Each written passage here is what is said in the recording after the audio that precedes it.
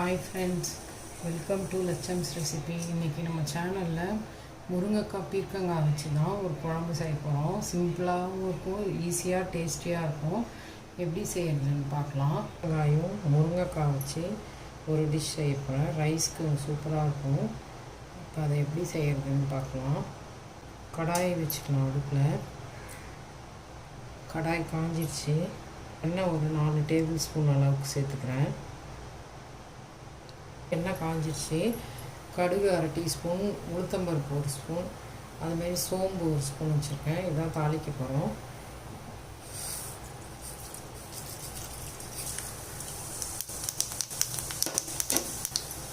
கடுகு பொரிஞ்சிடுச்சு. ஒரு வெங்காயம் வெட்டி வச்சுருக்கேன். அந்த வெங்காயத்தை சேர்த்துக்கலாம்.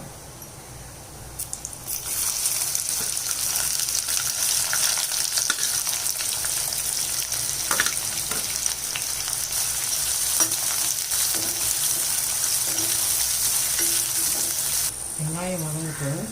இந்த பீர்க்கங்காய் பார்த்தீங்கன்னா 1/2 கிலோ அளவுக்கு இருக்கும். அது தோலை எடுத்துட்டு கட் பண்ணி வச்சுருக்கேன். அதுமாரி ஒரு முருங்கைக்காய் ஒன்று கட் பண்ணி வச்சுருக்கேன். இதை வச்சு தான் நம்ம அந்த குழம்பு மாதிரி செய்ய போகிறோம்.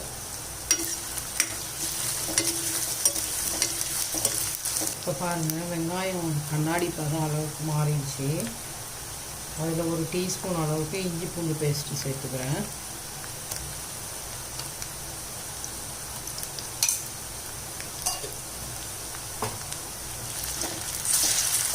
இஞ்சி பூண்டு பச்சை வாசனை போகிற அளவுக்கு வதக்கிக்கோங்க. நல்லா கனமான வாசனை வருது. இப்போ கருவேப்பிலையை சேர்த்துக்கலாம்.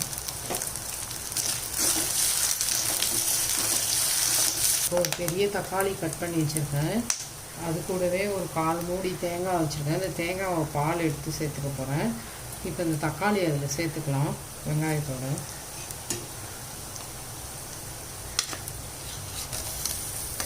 ஒரு பெரிய தக்காளியாக நான் வச்சுருக்கேன். நீங்கள் சின்னதாக இருந்ததுன்னா 2 தக்காளி கூட சேர்த்துக்கோங்க.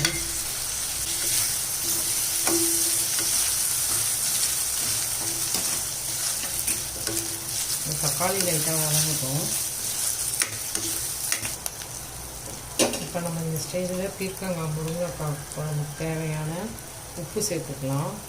நான் 1 டீஸ்பூன் அளவுக்கு சேர்த்துருக்கேன். பார்த்துட்டு நம்ம வேணால் சேர்த்துக்கலாம் குழம்பு.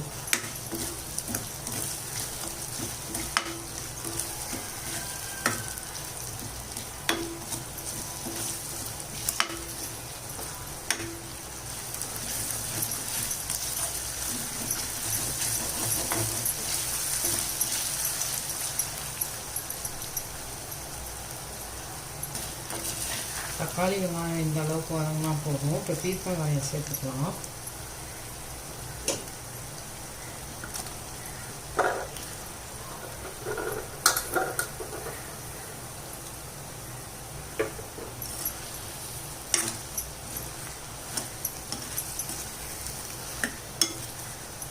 இப்போ பீர்க்கங்காய் வதங்கட்டும் கொஞ்சம். இப்போ பீர்க்கங்காய் பாருங்கள், நல்லா வதங்கிடுச்சு. பீர்க்கங்காய் இந்தளவுக்கு வதங்கினா போதும். நம்ம ஏற்கனவே 1 ஸ்பூன் உப்பு சேர்த்துட்டோம். இப்போ காரத்துக்கு நம்ம வீட்டில் வச்ச குழம்பு மிளகாய் இருக்குல்ல, அதை தான் நான் சேர்த்துக்கிறேன். 2 ஸ்பூன் அளவுக்கு சேர்த்துருக்கேன். அது கூடவே ஒரு முருங்கைக்காய் வச்ச தண்ணியும் சேர்த்துக்கலாம்.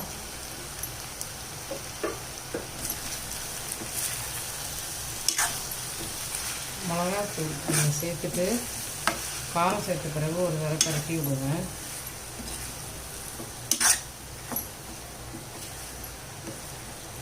சேர்த்து காயெல்லாம் சேர்த்து நல்லா ஒரு தடவை நல்லா வதக்கிட்டேன். இப்போ நம்ம அதுக்கு தேவையான அளவுக்கு தண்ணி சேர்த்துக்கலாம். ஒரு சின்ன டம்ளர் அளவு, 1 டம்ளர் அளவுக்கு தண்ணி சேருங்க.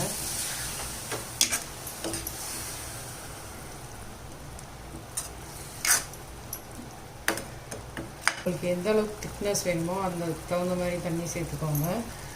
இப்போ நான் ஒரு சின்ன மூடி தேங்காயிலேருந்து பாதி எடுத்துருக்கேன். இதை அரைச்சி பால் பிழிஞ்சி வடிகட்டிட்டு இதில் சேர்த்துக்க போகிறேன். மஞ்சத்தூள் சேர்த்துக்கலாம். மூடி வச்சு மூடி வச்சிடலாம், காய் வேகட்டும். இப்போ பாருங்கள், குழம்பு கொதிச்சிட்ருக்கு. மூடி எடுத்துட்டேன். நமக்கு காயெல்லாம் பீர்க்கங்காய் வெந்துடும் சீக்கிரம். முருங்கைக்காய் ஒரு 2 நிமிஷம் ஆகும், இன்னும் வேகலை. பீர்க்கங்காவும் சேர்த்து இந்த மாதிரி ஒரு குழம்பு வச்சு பாருங்களா, ரொம்ப ஈஸி, சீக்கிரமாக செஞ்சிடலாம், ஈஸியாக, செம்ம டேஸ்டியாகவும் இருக்கும். இப்படி ரைஸோடு நம்ம சாப்பிடும்போது அவ்வளோ சூப்பராக இருக்கும். ஒரு முட்டை ஆம்லேட் இல்லை முட்டை வேக வச்சு எடுத்துக்கிட்டு இந்த குழம்பை ஊற்றி சுட சுட சாதத்தில் சாப்பிட்டு பாருங்களேன், அது நான்வெஜ் குழம்புலாம் தோற்றுடும், அந்த அளவுக்கு இருக்கும். இப்போ மீடியம் ஃப்ளேமில் வச்சு மூடி வச்சிடலாம். பாருங்கள், குழம்பு நல்லா கொதிச்சிருச்சு. இந்த முருங்கைக்காயும் நல்லா வெந்துருச்சு. இப்போ நம்ம இந்த ஸ்டேஜில் நான் காமிச்சால மூடி தேங்காய், அது பால் எடுத்து வச்சுருக்கேன், அந்த தேங்காய் பால் சேர்த்துக்கலாம்.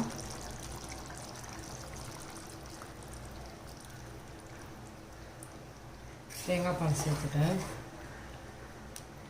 ரொம்பவே சூப்பராக இருக்கும். இந்த மாதிரி சமைச்சி சாப்பிட்டு பாருங்கள். ரைஸோடு எடுத்துக்கலாம், இட்லி தோசையோடையும் இந்த மாதிரி எடுத்துக்கலாம், செம்ம சூப்பராக இருக்கும். மூடி வச்சிடலாம். தேங்காய் பால் சேர்த்துட்டு ஒரு 2 நிமிஷம் கொதிக்கிட்டோம். இதை பாருங்கள், தேங்காய் பால் ஊற்றி குழம்பு கொதிச்சிருச்சு. சூப்பராக பீர்க்கங்காய் முருங்கைக்காய் குழம்பு ரெடி ஆகிடுச்சு. மிஸ் பண்ணாமல் செஞ்சு பாருங்கள், செம்ம சூப்பராக இருக்கும். இது சாதத்தோட இட்லி தோசையோட எல்லாத்துக்குமே சூப்பராக காம்பினேஷன் இருக்கும். மிஸ் பண்ணாமல் செஞ்சு பாருங்கள். சிம்பிள் அண்ட் ஈஸி, டேஸ்டியாக இருக்கும். இப்போ ஸ்டவ் ஆஃப் பண்ணிடலாம். குழம்பு கொதிச்சிருச்சு, ஆஃப் பண்ணிட்டேன். இப்போ கொஞ்சம் கொத்தமல்லி இலையை தூவி இறக்கிடலாம். முருங்கைக்காய் பீர்க்கங்காய் வச்சு ஒரு குழம்பு ரெடி ஆகிடுச்சு. நீங்களும் இந்த மாதிரி செஞ்சு பாருங்கள். லட்சம்ஸ் ரெசிபியை லைக் பண்ணுங்கள், ஷேர் பண்ணுங்கள், சப்ஸ்கிரைப் பண்ணுங்கள். தேங்க்யூ.